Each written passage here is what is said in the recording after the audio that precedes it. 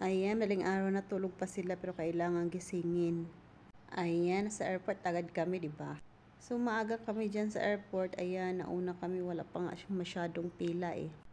Habang pumipila kami, nag-uusap-usap na rin sa mga luggage namin, baka mag-over luggage kami.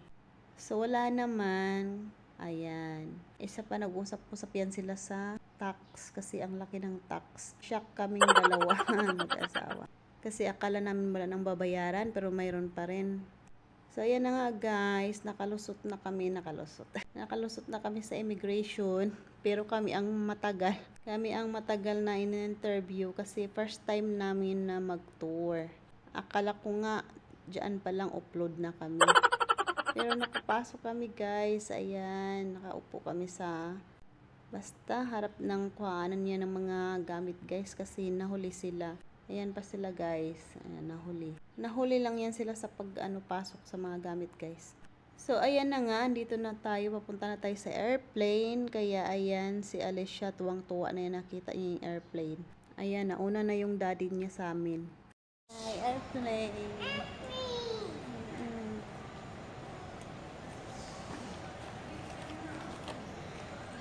Saan ko lang mag-ano.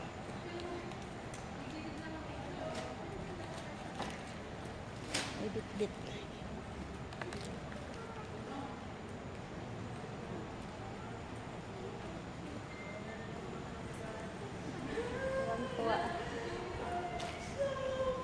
So, ayan na nga guys, boarding na kami. Papunta na kami sa, yan, gate 116. So, nag-isip pa kami niyan guys, baka naligaw kami. Kasi yung sinundan namin ng mga kapatid niya, biglang nawala. Kaya nagtitingin kami kung may ibang daanan pa ba, pero wala naman. Kaya tuloy-tuloy na kami.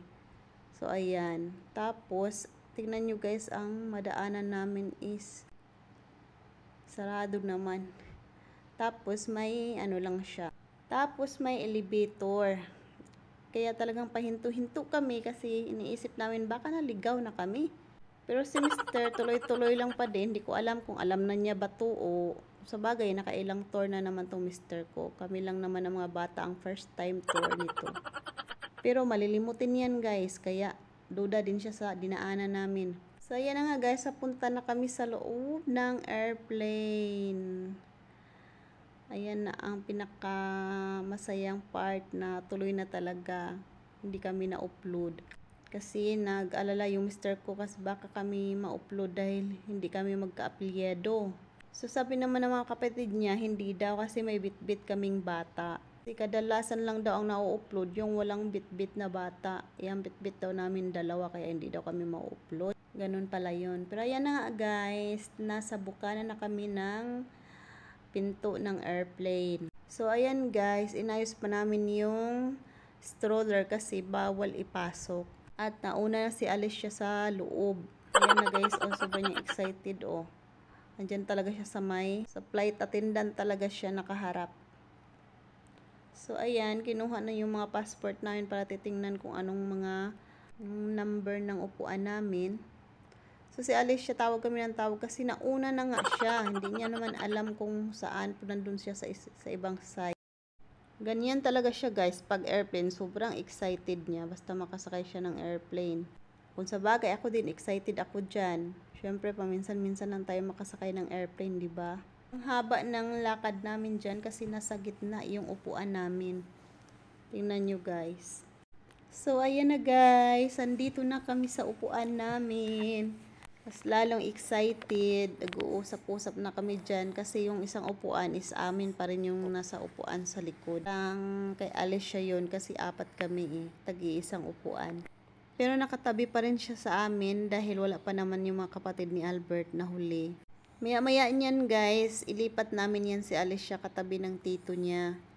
Para hindi kami masikip at saka para makahiga dyan si Dudong. Hi, mag-highway, hi! Hi!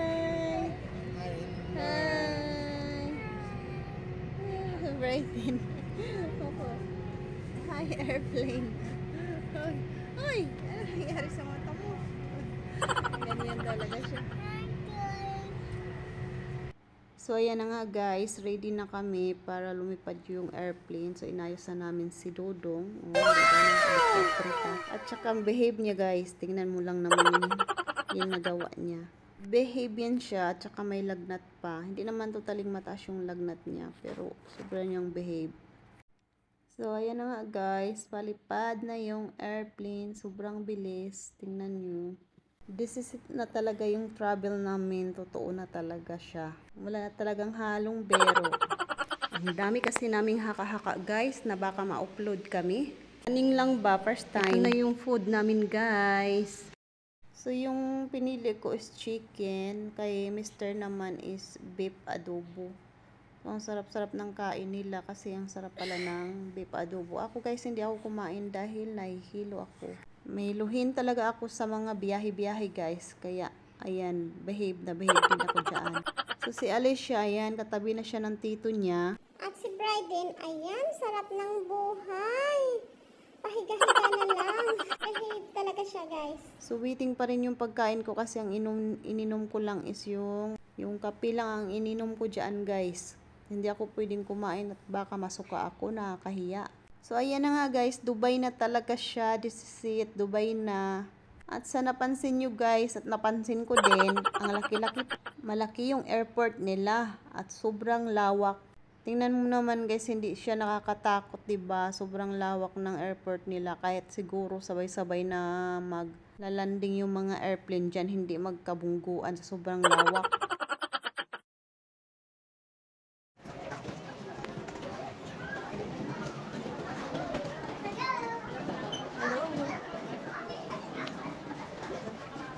Dito na nga kami guys, ang napansin ko lang yung escalator nila, no? Kasi bakit talaga nilagyan ng escalator na hindi naman paakyat hindi siya paakyat yung daanan guys.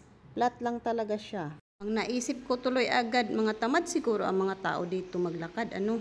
Bakit kailangan pang lagyan ng escalator?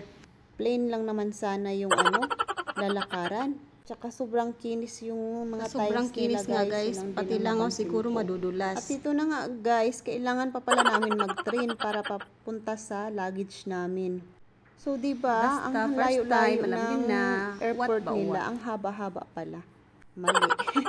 So ayan, nakasakay na kami sa airplane. Ay, airplane man tuloy. Train pala nila guys, papunta sa luggage namin. So kailangan pa pala talagang sumakay ng train kasi ang haba-haba pa po ng airport nila. So nakita nyo naman kung gaano kalawak guys, 'di ba, yung airport nila.